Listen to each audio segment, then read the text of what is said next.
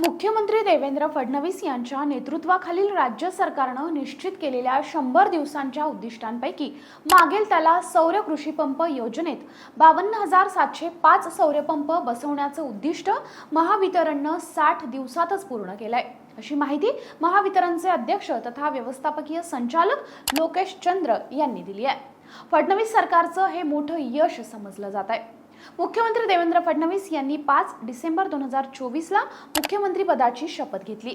त्यानंतर 100 दिवसात म्हणजेच 16 मार्च 2025 पर्यंत विविध विभागांसाठी उद्दिष्ट निश्चित करण्यात आली होती।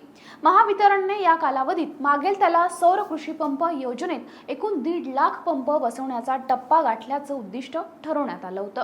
6 डिसेंबरला 97,295 कृषी पंप बसवण्यात आले। त्यानंतर 4 फेब्रुवारी पर्यंत महावितरणनं 53,009 सौर कृषी पंप बसवले। त्यामुळे मागेल त्याला सौर कृषी पंप योजनेत आतापर्यंत बसवलेल्या पंपांची संख्या 1,50,304 झाली आहे। महावितरणला 100 दिवसात 52,705 पंप बसवायचं उद्दिष्ट होतं, पण 60 दिवसात 53,009 सौरपंप बसवण्यात आलेत।